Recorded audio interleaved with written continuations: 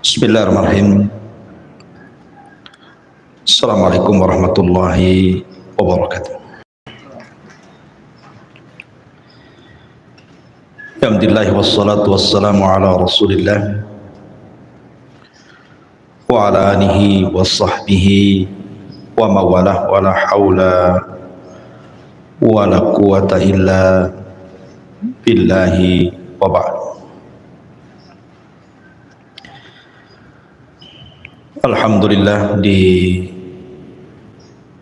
pagi menjelang siang ini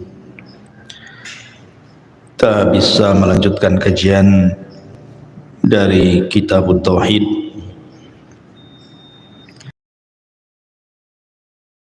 ke 32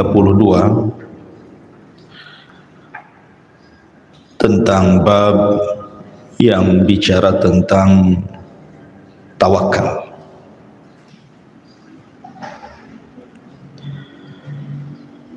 Ma'asyiral muslimat yang dimuliakan Allah Subhanahu wa taala, bab tawakal ini adalah bab yang sangat penting sekali untuk kita kaji, karena bab ini menjelaskan tentang hakikat tauhid yang sesungguhnya, di mana hakikat tauhid yang sesungguhnya adalah seseorang menyandarkan diri kepada Allah Subhanahu wa taala.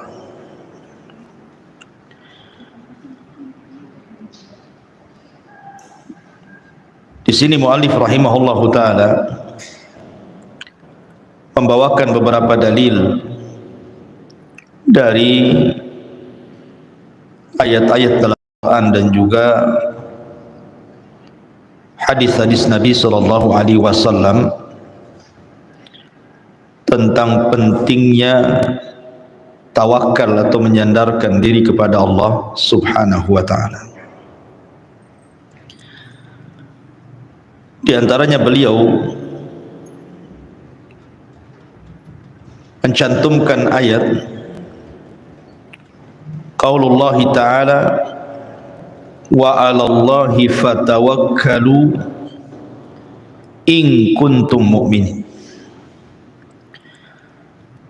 Maka kepada Allah lah kalian bertawakal jika kalian betul-betul beriman. Ayat ini menunjukkan bahwa keimanan seseorang itu ditentukan dengan tawakal. Semakin kuat tawakalnya kepada Allah Azza wa Jal, berarti semakin kuat imannya kepada Allah. Semakin lemahnya tawakal dia kepada Allah, berarti semakin lemahnya imannya dia kepada Allah Subhanahu wa ta'ala.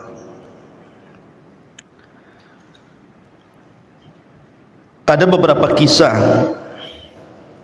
yang menarik seputar tawakal.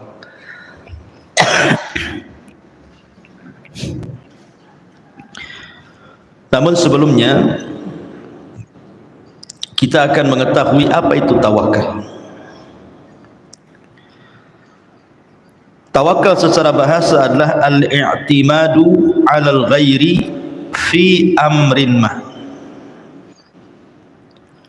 Seseorang menyandarkan kepada orang lain pada perkara tertentu. Itu secara bahasa. Adapun secara istilah, sidqu i'timadil qalbi 'ala Allah ta'ala fisti jelabi al-masalihi wa daf'il madari min umuri dunya wal akhirah. Sidqu i'timadil qalbi, kejujuran penyandaran hati ala Allah kepada Allah di dalam meraih maslahah dan juga mencegah madarat-madarat dari perkara-perkara dunia ataupun akhirat. Dari definisi ini kita tahu bahwa tawakal adalah menyandarkan secara mutlak hati kita kepada Allah Subhanahu wa taala di dalam meraih sebuah manfaat ataupun mencegah sebuah madarat.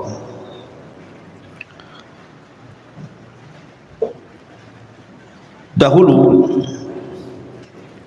ada satu kisah yang cukup menarik. Ada ulama salaf namanya Hatim At-Tai, Hatim Al-Asam. Hatim Al-Asam ini adalah seorang alim, abid dan zahid.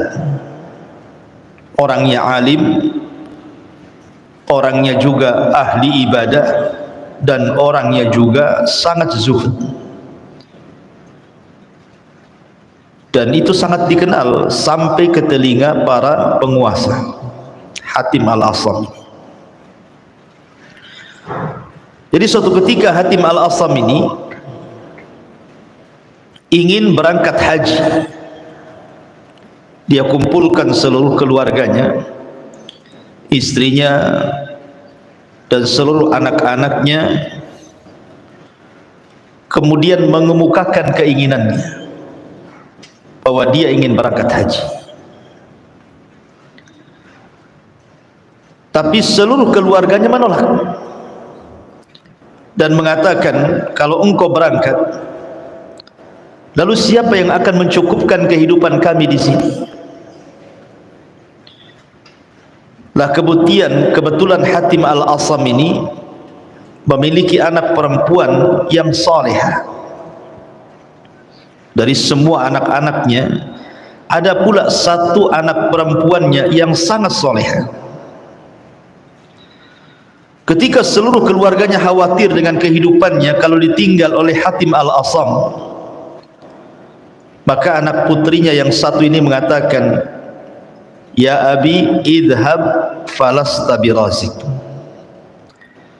Wahai ayahku, kalau engkau ingin berangkat haji, berangkat sana, karena engkau bukan zat pemberi rizki untuk kami. Maka kemudian Hatim Al-Asam pun merasa tenang dengan salah satu putrinya ini. Berangkatlah Hatim Al-Asam ini untuk melaksanakan haji. Dan kita tahu bahwa haji di zaman dulu itu kan bukan haji seperti hari ini, bisa berbulan-bulan. Kemudian setelah kemudian Hatim Al-Asam ini berangkat meninggalkan keluarganya, maka keluarganya mulai cemas-cemas dan menyalahkan salah satu putrinya ini dan mengatakan bahwa ini semua gara-gara kamu. Coba kamu tidak mengatakan pergilah, tentu kehidupan kami tidak susah seperti ini. Lalu apa yang kita akan makan nanti setelah habis bekal ini? Maka akhirnya putrinya di malam hari dia pun tahajud. Kemudian setelah sholat dia berdoa kepada Allah Subhanahu wa ta'ala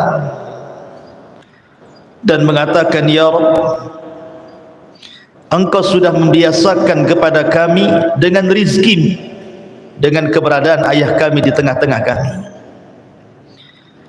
maka janganlah hinakan diriku di tengah-tengah keluargaku.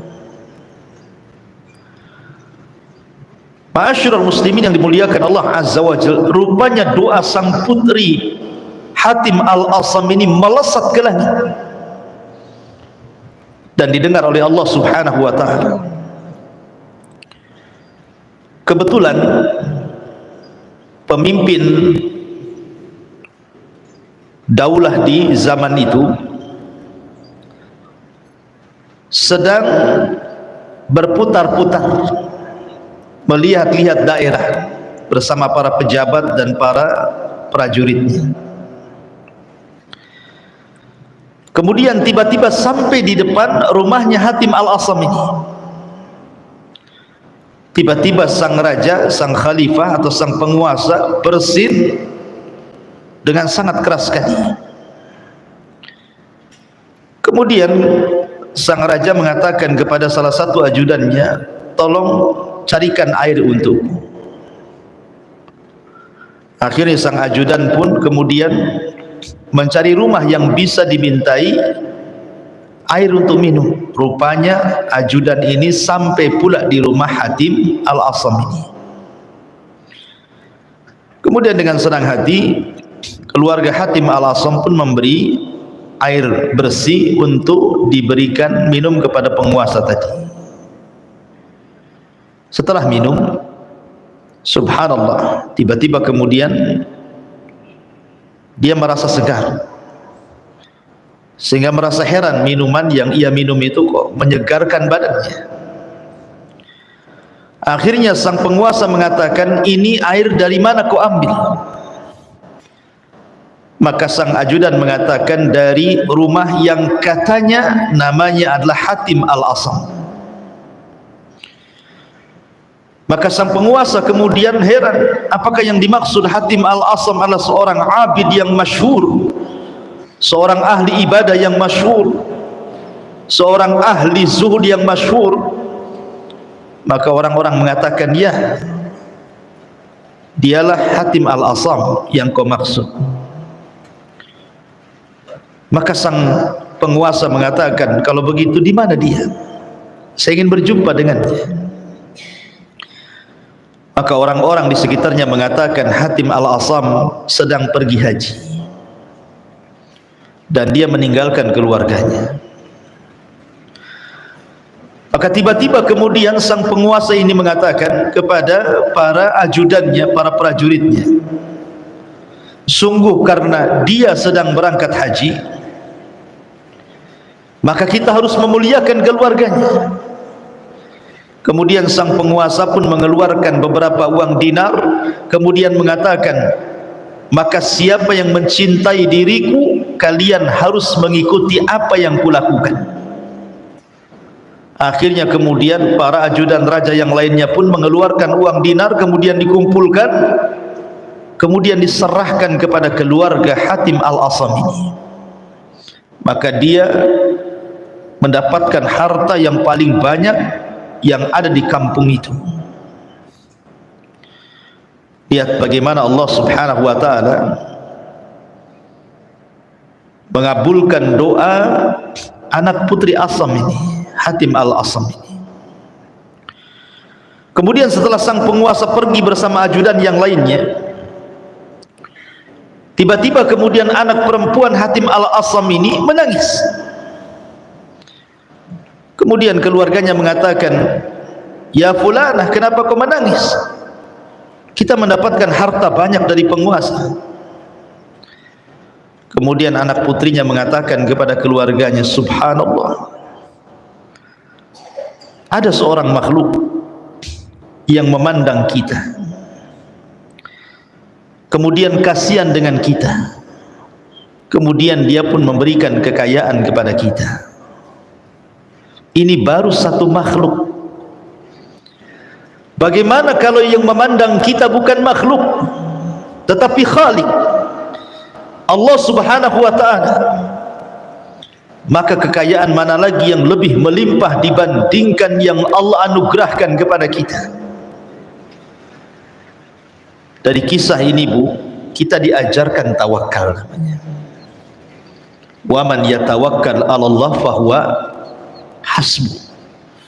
Barang siapa yang bertawakal kepada Allah, maka cukuplah Allah sebagai pelindung kita. Tak perlu khawatir. Kemudian kisah yang lain, di zaman Amirul Mukminin Umar bin Khattab radhiyallahu anhu.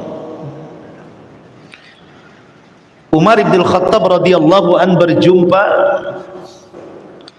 dengan seorang bapa yang sedang menggandeng putranya.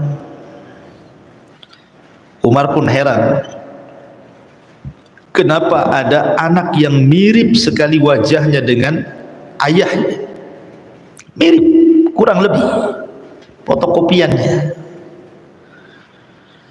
Sehingga kemudian Umar bin Khattab radhiyallahu anhu bertanya kepada sang ayah ini, kenapa sampai mirip tuh anaknya dengan dia? Akhirnya kemudian sang ayah bercerita di hadapan Amirul Mukminin Umar ibn Khattab radhiyallahu anhu. Apa kisahnya? Dia mengatakan, ya Amirul Mukminin, dahulu aku punya istri yang sedang hamil dan mengandung, dan ketika itu kehidupan kami serba kekurangan. Maka aku mengatakan kepada istriku yang sedang hamil akan niatku untuk bekerja di tempat yang cukup jauh. Istriku melarangku karena tahu dia dalam kondisi hamil tidak mau ditinggalkan diriku. Maka akhirnya kemudian aku tenangkan istriku dan kuletakkan tanganku di perutnya, dan aku katakan, ya Allah, astaudiukallah, aku titipkan anakku ini kepadamu ya Allah. Jadi sang ayah ini mengatakan kepada istri yang sedang hamil dan meletakkan tangannya dan mengatakan, ya Rabb, aku titipkan anakku yang ada di perut istriku kepada Allah. Kemudian dia pun pergi. Setelah kemudian beberapa bulan yang harusnya istrinya sudah melahirkan, dia pun pulang dan dia ingin menyaksikan kelahiran putranya. Tetapi sesampainya di rumah, tiba-tiba rumahnya penuh sesak dengan orang. Kemudian dia bertanya, ada apa ini? Maka kerabatnya mengatakan, istrimu sudah meninggal dunia. Maka dia pun mengatakan, inna lillah wa inna ilaihi raji'un. Kemudian keluarga ini menceritakan kepada sang suami ini dan mengatakan, tahukah kamu bahwa ada peristiwa yang luar biasa yang terjadi kepada istrimu saat meninggal? Maka meninggal dunia, kemudian kami kuburkan bersama anakmu yang ada di perutnya itu, karena kami sangka dua-duanya meninggal dunia. Setelah kami kuburkan, tiba-tiba di hari pertama kuburannya keluar asap. Kemudian di hari kedua keluar asap lagi. Kemudian di hari ketiga keluar asap lagi. Maka kami heran. Akhirnya kami gali kuburan istrimu. Rupanya setelah kami gali sampai akhirnya kemudian sampai di dasar lahat. Maka kami melihat istrimu sedang terduduk dan di hadapannya ada bayimu yang baru melahirkan. Subhanallah, istrinya tetap mati, menyelamatkan, dan tidak pernah menyanyiakan kepada siapapun yang menyandarkan perwasalam. Ada seorang laki-laki dari Bani Israel yang selalu menghina Nabi Musa. Jadi ada dengan ucapan yang maha menyakitkan Nabi Musa alaihi salatu wassalam dan mengatakan, kenapa mesti Musa yang jadi nabi? Kenapa mesti Musa yang bicara dengan Allah? Musa manusia, bukan malaikat. Akhirnya Musa pun emosi. Namanya manusia juga Nabi Musa itu, bukan malaikat, emosi juga. Marah dia. Akhirnya dia berdoa kepada Allah Subhanahu wa taala. Kemudian Allah mengatakan, "Ya Musa, engkau tidak tinggal perintahkan gunung timpakan kepada orang yang mengolok-olok kamu, atau engkau tinggal perintahkan bumi suruh telan orang itu, atau engkau tinggal perintahkan lautan suruh ditimpakan lautan ke kepalanya. Terserah makhluk mana yang kau perintahkan, aku akan perintahkan makhluk itu menurut kata-katamu."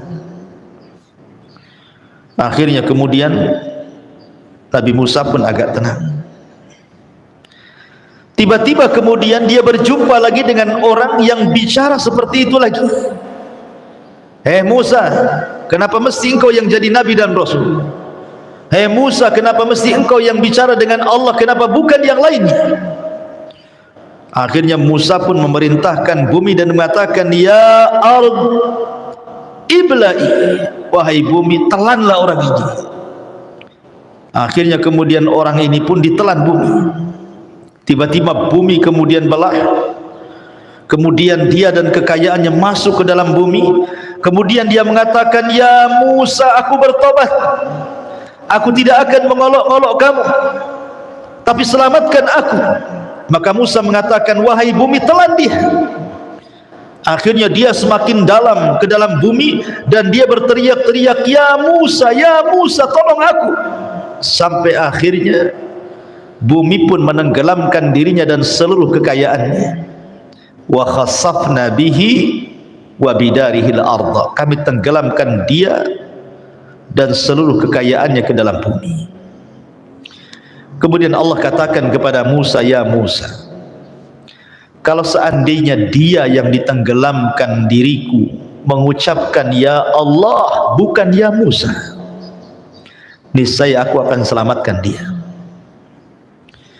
Kalau seandainya dia mengucapkan ya Allah bukan ya Musa, niscaya aku akan selamatkan dia. Tapi karena dia memanggil-manggil Musa bukan memanggil-manggil Allah, maka dia tidak selamat." Dari sini kata para ulama, lihat, siapapun yang meminta kepada Allah, menyandarkan diri kepada Allah, tawakal kepada Allah, ya Rabb, maka pasti Allah Subhanahu wa taala akan menjadi pelindungnya. Lah inilah hakikat daripada tawakal namanya. Ini kisah-kisah tadi itu bicara tentang hakikat tawakal. Nabi SAW mengatakan, "Lau antum tatawakkaluna 'ala Allah haqqa tawakkuli laruziktum kama yurzaqut tayr." Kalau kalian betul-betul tawakal kepada Allah Subhanahu wa taala, niscaya kalian akan diberikan rizki seperti burung Allah berikan rizki. Yaghdu himasan, taghdu himasan wa taruhu bitana. Dia pergi dalam kondisi lapar, pulang dalam kondisi kenyang. Begitulah hakikat daripada tawakal. Orang yang kuat tawakalnya kepada Allah, dia tidak pernah takut kepada siapapun kecuali kepada Allah. Tetapi orang yang kurang tawakalnya kepada Allah, pasti dia banyak takutnya. Takut masa depannya, takut akan kehidupan anak-anaknya, takut akan kehidupan ekonominya, takut akan segala-galanya. Bagaimana nanti anak-anaknya, bagaimana nanti kehidupannya, bagaimana nanti makan minumnya, dan begitu seterusnya. Orang yang tidak pernah tawakal hidupnya kepada Allah dan menyandarkan kepada makhluk, maka tidak akan mendapatkan ketenangan selamanya. Ketika seorang istri hanya menyandarkan kehidupannya kepada suami bukan kepada Allah, maka hidupnya tidak akan tenang. Sandarkan kepada Allah bukan kepada suami. Suami itu hanya sebab saja. Ma'asyiral muslimat yang dimuliakan Allah Subhanahu wa taala. Di sini muallif rahimahullahu taala mengatakan wa 'alallahi fatawakkalu in kuntum mu'minin. Kepada Allah lah kalian bertawakal jika kalian betul-betul orang-orang yang beriman. Kemudian juga Allah mengatakan innamal mu'minuna alladzina idza dzukirallah wajilat qulubuhum wa idza tuliyat alaihim ayatuhu zadatuhum imana wa ala rabbihim yatawakkalun. Sesungguhnya orang-orang yang beriman adalah orang-orang yang apabila disebut-sebut Allah bergetar hatinya, dan apabila dibacakan pada mereka ayat-ayat Allah bertambah keimanannya, dan juga atas Rabb mereka bertawakal kepadanya. Di sini juga menunjukkan bahwa sifat orang-orang yang beriman adalah orang-orang yang senantiasa bertawakal kepada Allah Subhanahu wa taala. Perintah tawakal di dalam Islam itu mencakup segala perkara. Bahkan saat tidur saja, Bu, saat ibu tidur, Nabi SAW mengajarkan satu doa yang isinya tawakal semua. Apa kata Nabi SAW dari hadis Bara bin Azib radhiyallahu anhuma?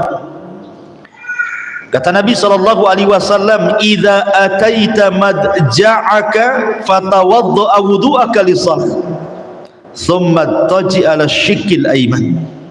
Kata Rasul, apabila engkau hendak pergi ke pembaringan, ke tempat tidurmu, berwudulah seperti wudumu untuk salat, kemudian berbalinglah ke lambung sebelah kanan. Tsumma qul, kemudian katakan, Allahumma aslamtu wajhi ilaika wa fawwadtu amri ilaika wa aljahtu dhahri ilaika raghbatan wa rahbatan ilaika la malja'a wa la manja minka illa ilaika amantu bi kitabika alladhi unzil wa bi nabiyyika alladhi ursil fa in mitta min lailatika fa anta 'alal fitrah waj'al kunna akhira ma tatakallamu bi. Dalam riwayat fa in mitta 'alal fitrah fa in ishta 'ala khairin. Kata Nabi SAW, apabila sudah wudumu untuk salat, kemudian engkau membaringkan dirimu ke lambung sebelah kanan, kemudian engkau berkata, ya Allah, aku serahkan wajahmu kepadamu, aku serahkan urusanku kepadamu, aku serahkan punggungku kepadamu, rasa harap dan takut hanya kepadamu. Tidak ada tempat lari dan tidak ada tempat selamat kecuali kepadamu. Aku beriman dengan kitabmu yang kau turunkan, dengan nabimu yang kau utus. Maka jika kita sudah membaca ini, kata Rasul, kalau engkau mati dan tidak hidup lagi besoknya, maka engkau mati di atas fitrah. Tapi kalau engkau dihidupkan, maka engkau hidup di atas kebaikan. Lihat, di dalam hadis ini Nabi SAW mengajarkan kepada kita, hatta dalam masalah tidur sekalipun, Bu, kita disuruh untuk bertawakal kepada Allah dengan menyerahkan kehidupan kita saat tidur kita kepada Allah. Dan siapapun yang bertawakal saat tidurnya, kemudian Allah takdirkan di pagi harinya dia meninggal dunia, maka dia meninggal di atas fitrah. Artinya fitrah tanpa dosa, husnul khatimah. Tapi kalau dia dihidupkan kembali oleh Allah di pagi harinya, maka Allah berikan kehidupan yang baik kepadanya. Lihat bagaimana buah daripada tawakal. Tidur saja kalau kita bertawakal, maka kita kalaupun meninggal di atas kebaikan, kalaupun hidup di atas kebaikan juga. Luar biasa. Termasuk juga kalau kita keluar rumah, Kata Nabi SAW, "Idza kharaja ar-rajulu min baitihi faqala bismillah tawakkaltu 'ala Allah, la haula wala quwata illa billah." Apabila seseorang keluar dari rumahnya kemudian mengucapkan bismillah tawakkaltu 'ala Allah, la haula wala quwata illa billah, bismillah dengan menyebut nama Allah, aku bertawakal kepada Allah karena tidak ada daya dan kekuatan kecuali milik Allah, maka akan dikatakan kepada orang ini, hudita wa kufita wa wukita, maka engkau akan diberikan hidayah, engkau akan dicukupi, dan engkau akan dihindarkan dari keburukan syaitan. Subhanallah. Ibu kalau keluar rumah nih, kayak sekarang nih, bukan keluar dari rumah ke pengajian, kita kan tidak tahu kondisi rumah seperti apa, Bu, ya. Boleh jadi rumah itu kemalingan, boleh jadi rumah itu kebakaran, lupa mungkin matiin kompor, boleh juga kebakaran karena korsleting listrik gitu ya, boleh juga karena mungkin ada musibah, ada gempa, ada apa, kita tidak tahu, Bu, kan. Kita meninggalkan rumah walaupun tidak jauh ke pasar, ke pengajian, kita tidak tahu kondisi rumah, kan. Yang bisa menjaga rumah kita hanyalah Allah. Makanya kenapa kita dianjurkan untuk menyerahkan rumah kita kepada Allah saat kita pergi, kan, supaya rumah kita tidak diberikan keburukan, dan kita pun yang keluar rumah diberikan hidayah, dicukupi dan dijauhkan dari gangguan syaitan. Dan itu buah daripada tawakal. Luar biasa gitu ya. Ma'asyiral muslimat yang dimuliakan Allah Azza wa Jalla. Kemudian Allah juga mengatakan, ya ayyuhan nabi hasbukallah wa manittaba'aka minal mu'minin. Wahai nabi, cukuplah untukmu Allah sebagai pelindungmu dan orang yang mengikutimu dari orang-orang yang beriman. 3 ayat pertama ini dicantumkan oleh mu'alif rahimahullahu ta'ala dalam bab tawakal, menunjukkan bahwa tawakal itu ada erat kaitan dengan keimanan, gitu ya, Bu, ya. Jadi kalau ibu makin kuat tawakalnya berarti makin kuat imannya. Ketika ibu makin lemah tawakalnya berarti lemah imannya. Kemudian setelah itu Allah Subhanahu wa taala berfirman, wa man yatawakkal 'ala Allah fahuwa hasbuh. Barang siapa yang bertawakal kepada Allah, maka cukuplah Allah sebagai pelindungnya. Kemudian mu'alif mencontohkan kisah tentang Ibrahim alaihi salatu wassalam dan kisah Rasul kita Muhammad sallallahu alaihi wasallam. Bagaimana kisah kedua nabi ini? Dikisahkan dari Abdullah ibn Abbas radhiyallahu anhu maqala, hasbunallah wa ni'mal wakil. Qalaha Ibrahimu sallallahu alaihi wasallam hina ulqiya finnar, wa qalaha Muhammadun sallallahu alaihi wasallam hina qalu lahu innan nasa qad jama'u lakum fahshawhum fazadahum imana wa qalu hasbunallah wa ni'mal wakil. Rawahul Bukhari wa Muslim. Dari Abdullah ibn Abbas radhiyallahu anhu mengatakan, cukuplah Allah sebagai pelindung kami karena dia sebaik-baik pelindung. Kata-kata ini hasbunallah wa ni'mal wakil diucapkan Ibrahim ketika dia dilempar ke dalam api, dan diucapkan oleh Muhammad sallallahu alaihi wasallam ketika dikatakan kepadanya sesungguhnya manusia sudah berkumpul hendak menyerang, takutlah kepada mereka. Maka bertambahlah keimanan dan mengatakan, cukuplah Allah sebagai pelindung kami karena dia sebaik-baik pelindung. Jadi begini kisahnya. Ketika Ibrahim alaihi salatu wassalam diponis oleh penguasa Babil gara-gara menghancurkan berhala-berhala di zaman itu, dengan ponis dibakar hidup-hidup, maka sang penguasa Babil kemudian memerintahkan agar setiap rumah menyumbangkan 1 ikat kayu. Akhirnya kemudian kayu itu dikumpulkan di depan istana sehingga membumbung sampai setinggi istana. Maka mulailah dibakar kayu itu sampai kemudian apinya melebihi besarnya dan tingginya istana. Saking besarnya api itu. Kemudian Ibrahim alaihi salatu wassalam mulai dilempar dari manzani ke kobaran api itu. Saat melayang-layang Ibrahim di antara ketapel besar dan juga bara api yang siap menelannya, tiba-tiba para malaikat sudah siap untuk menolong Ibrahim. Bahkan pemimpin para malaikat Jibril dan juga Mikail menawarkan pertolongannya.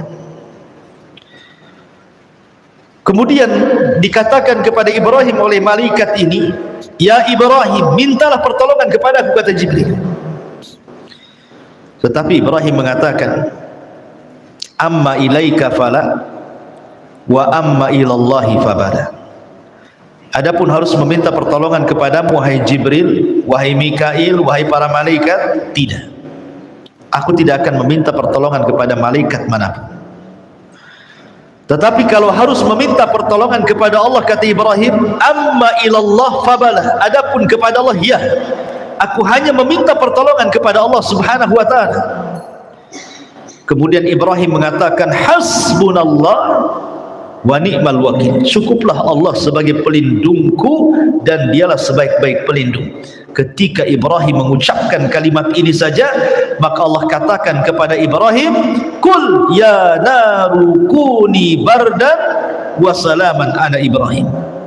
Ya Ibrahim, katakan kepada api, wahai api, jadilah dingin, selamatkan Ibrahim. Jadilah dingin, selamatkan Ibrahim. Akhirnya kemudian setelah api menelan Ibrahim, ada yang mengatakan 3 hari, ada yang mengatakan 40 hari, wallahu a'lam. Setelah api padam, tiba-tiba kemudian manusia melihat rupanya Ibrahim masih hidup. Lihat bagaimana thamratu at-tawakkal. Ini disebut dengan buah daripada tawakal. Allah selamatkan Ibrahim karena tawakal dia kepada Allah Azza wa Jalla. Karena belum tentu kalau dia menyandarkan kepada para malaikat dia selamat. Tapi ketika dia menyandarkan kepada Allah zat penyelamat, maka Ibrahim pun diselamatkan. Lah ucapan yang sama, hasbunallah wa ni'mal wakil, itu pun diucapkan kepada Nabi oleh Nabi SAW saat Rasul mengalami kekalahan perang di perang Uhud. Kan perang Uhud itu kan kaum muslimin kalah. Rasul dihabarkan mati tetapi masih hidup. Akhirnya kemudian kaum muslimin banyak yang tunggang langgang lari dalam perang Uhud ini. Kemudian para sahabat pun setelah mengalami kekalahan, mereka pulang ke kota Madinah. Karena orang-orang musyrik Arab ini, Quraisy ini merasa bangga menang, mengalahkan Rasul dan pasukannya. Akhirnya kemudian dia ingin menghabisi Rasul dan pasukannya dengan mengirim pasukan yang jauh lebih besar dan ingin menyerang mereka di sebuah tempat namanya Hamrul Asad. Kemudian Abi Sufyan sebagai pemimpin mengatakan kepada seseorang yang dihantarkan untuk mengantarkan berita kepada Rasul, katakan kepada Muhammad bahwa kami orang-orang kafir Quraisy sudah menyiapkan pasukan besar untuk menyerang kedua kalinya setelah Uhud. Maka dihabarkan kepada Rasul bahwa orang-orang Quraisy sudah berkumpul dengan pasukan yang besar. Tetapi Rasul mengajarkan kepada para sahabat untuk tidak ciut, tidak takut. Maka bertambahlah keimanan Rasul dan kaum muslimin, dan mereka pun mengatakan hasbunallah wa ni'mal wakil, cukuplah Allah karena Allah lah sebaik-baik pelindung. Akhirnya mereka pun bergerak ke Hamrul Asad. Rupanya orang-orang Quraisy pun ketakutan dan pulang kembali ke Quraisy. Lihat bagaimana Allah berikan kekuatan kepada pasukan Nabi SAW yang kuat tawakalnya kepada Allah Subhanahu wa ta'ala. Inilah dalil-dalil yang dicantumkan oleh muallif tentang masalah tawakal. Tetapi di sini yang ingin saya katakan, kenapa muallif mencantumkan bab ini dan berkaitan dengan tauhid, bahwa kita tidak boleh tawakal kecuali kepada Allah. Karena banyak di masyarakat nih Bu ya, ada orang tawakal kemana? Ke orang-orang mati, ke kuburan-kuburan para wali, ke kuburan orang-orang soleh, tawakal kepada mereka. Datang ke kuburan berziarah itu bukan untuk mengingat kematian atau berdoa, Bu, ya. Malah minta di situ. Minta sesuatu kepada yang ada di kuburan. Minta rizki, minta jodoh, minta usahanya dilancarkan, minta jabatannya dinaikkan, dan begitu seterusnya. Ini tawakal syirik namanya. Tidak boleh bertawakal kepada selain Allah. Makanya Rasul mengajarkan kepada Mu'adz bin Jabal radhiyallahu an, idza sa'alta fas'al, kepada Mu'adz, idza sa'alta fas'alillah wa idza sta'anta fasta'in billah. Kalau minta, mintalah kepada Allah. Kalau minta pertolongan, mintalah pertolongan kepada Allah. Jangan kepada kuburan, jangan kepada makhluk yang tidak sanggup memberikan apapun. Dahulu ada seorang alim, seorang ulama. Dia mengarang kitab tafsir dengan catatan tangannya. Setelah selesai, dia mencatat dengan tangannya kitab tafsir ini. Jadi dia ingin mencetaknya dalam bentuk cetakan, bukan tulisan tangan. Akhirnya kemudian dia pun ingin berangkat ke kawannya yang jauh di sana. Kebetulan kawannya itu orang kaya. Mudah-mudahan dengan kekayaannya bisa menyisihkan uangnya untuk mencetak kitab tafsir yang dikaryanya lewat tulisan itu. Akhirnya di tengah jalan kemudian dia berjumpa dengan orang. Kemudian ditanya, hendak pergi ke mana wahai fulan? Maka dia mengatakan, aku hendak pergi ke kawanku. Kebetulan saya punya karya tafsir dengan catatan tanganku dan ingin dicetak. Mudah-mudahan kawanku punya uang dan bisa mencetak dengan uangnya, dan kita bisa membagi hasilnya. Akhirnya orang ini mengatakan, ya fulan, coba tafsirkan satu ayat kepadaku. Iyyaka na'bud wa iyyaka nasta'in.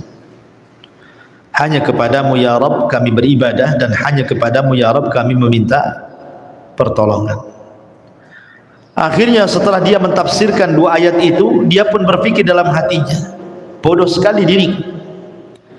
Kenapa aku meminta pertolongan kepada temanku? Akhirnya tidak jadi dia. Dia pulang lagi ke rumahnya. Dia berdoa kepada Allah Azza wa Jalla, mudah-mudahan Allah Subhanahu wa taala mengirimkan kepadanya orang yang mau mencetak kitabnya. Akhirnya kemudian datanglah beberapa hari setelahnya orang yang memang mencari-cari karya-karya orang untuk dicetak kemudian dibagi hasil. Sampailah kemudian orang ini ke rumah orang yang mengarang kitab tafsir itu. Akhirnya kemudian berjumpa, kemudian sepakat untuk dicetak dan bagi hasil. Akhirnya pun dicetak dan luar biasa. Bagaimana di sini diajarkan bahwa jangan meminta pertolongan kecuali kepada Allah, karena Allah lah yang akan menolong hamba-hambanya. Wallahu a'lam bishawab. Ini yang bisa saya sampaikan. Taib, sebelum saya tutup, silakan kalau ada yang mau bertanya. Ya.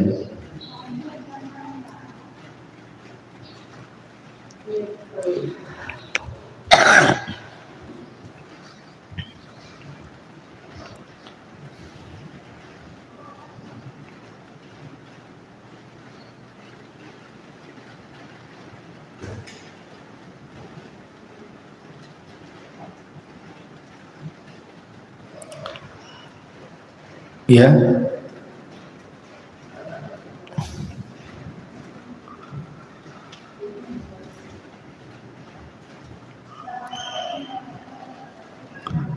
Coba dengarkan aja nanti sampai.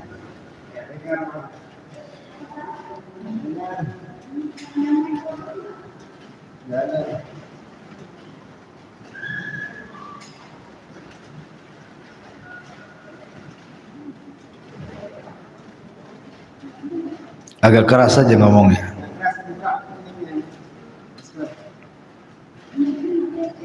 Bagaimana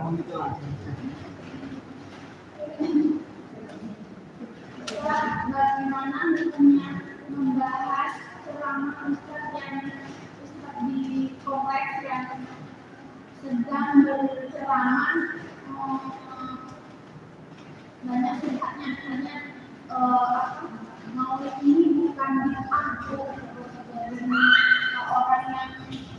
orang yang ngomong tentang akhlak itu harus dibawa ke kasus dan lain-lain. Terus kemudian bersama kami di grup, kami membahas selama ustaz tersebut. Apakah itu termasuk ghibah yang tidak diperbolehkan? Walaupun tidak diperbolehkan, bagaimana Ustaz? Oke, paham. Ya, alhamdulillah. Bagaimana hukumnya kalau ada seorang penceramah, seorang dai yang berceramah tapi isinya mengajarkan syubhat dan kesesatan. Kemudian jemaah akhirnya membicarakan ustaz tersebut, apakah ketika membicarakan ustaz tersebut bagian daripada ghibah atau tidak? Mungkin kurang lebih seperti itu ya. Iya. Ghibah ini pada dasarnya haram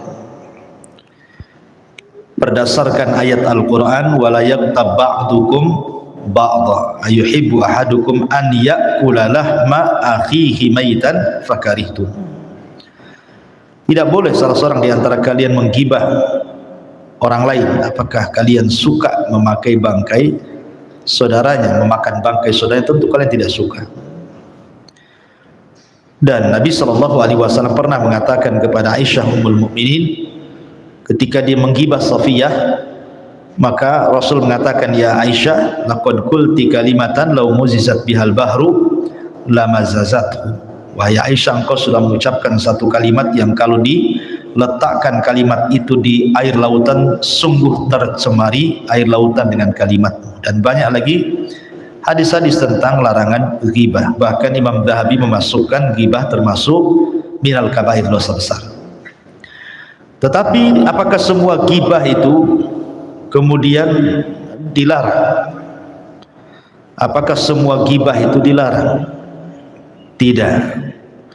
Tidak semua ghibah dilarang. Di antara ghibah yang dibolehkan adalah ketika seseorang berada di majelis hakim. Dia harus menceritakan kasus dia kan, terkadang menggibah orang. Atau untuk li ta'rif, mencari tahu orang. Kalau tidak disebutkan cacatnya kita tidak tahu. Atau juga membicarakan orang yang menzalimi orang lain, seperti orang hutang nggak mau bayar, boleh digibah tuh. Ya, kalau ada orang yang hutang gak mau bayar, itu bisa digibah kok, supaya jangan orang lain jadi korban lagi. Nah, termasuk juga boleh menceritakan orang fasik. Termasuk orang fasik di sini ya termasuk dai-dai yang menyesatkan, kan, supaya orang jangan sampai terkena syubhatnya. Boleh, tidak ada masalah, supaya menjauhkan manusia jangan mendengarkan ceramahnya, karena sudah jelas-jelas dia membawa kesesatan, mengajak manusia ke dalam kesesatan gitu ya. Maka tidak masalah, itu bukan bagian daripada ghibah. Ya, bukan bagian daripada ghibah, apalagi kemudian mengajak manusia untuk tidak mendengarkan kajiannya. Kalau sudah jelas-jelas memang dai itu menyesatkan umat. Ya, seperti umpamanya dia mengajarkan kesyirikan, aku nabi gitu ya, aku Imam Mahdi, aku ini, aku itu, dan begitu seterusnya. Nah, itu maka itu bukan bagian daripada ghibah. Boleh jadi itu bagian daripada al-amru bil ma'ruf wan nahyu 'anil munkar. Wallahu a'lam. Walaupun dalam chat kami itu kami sebutkan gini, Ustaz, dalam percakapan kami sebutkan gini, udah nggak usah didengar aja, anggap aja kita lagi dengar sejenis motif lawak biar masuk dalam hati gitu. Apakah itu termasuk Allah, Ustaz? Ya, sebaiknya bahasanya pun tetap kita tidak bisa dengan bahasa-bahasa yang merendahkan pribadi orang itu ya. Ini kan konteks dari ucapan dia ketika berdakwah. Jadi yang kita komentari hanya ucapannya, dakwahnya saja. Itu dakwahnya nggak benar tuh orang itu. Masa begini-begini gitu. Bukan fisik orangnya. Ya, jangan, nggak boleh kalau kita katakan dikatakan pelawak, dikatakan ini gitu ya. Sebaiknya kita fokus kritik kepada isi kontennya itu. Dia ngomong apa? Nah, itu kita kritisi. Ya, kalau kita bisa bantah, kita sebantah. Tapi kita tidak boleh mencela orang ya. Ya. Mencela fisiknya maksudnya ya. Nggak boleh. Karena kita kan ingin menjauhkan manusia dari ucapannya. Maka sebaiknya ya walaupun harus membicarakan orang lain yang dibolehkan, tetapi tetap bicara dengan bicara yang santun ya, bicara yang baik. Wallahu a'lam. Subhanahu bihamdika asyhadu an la ilaha illa anta astaghfiruka wa atubu ilaik. Allahu ta'ala. Assalamualaikum warahmatullahi wabarakatuh.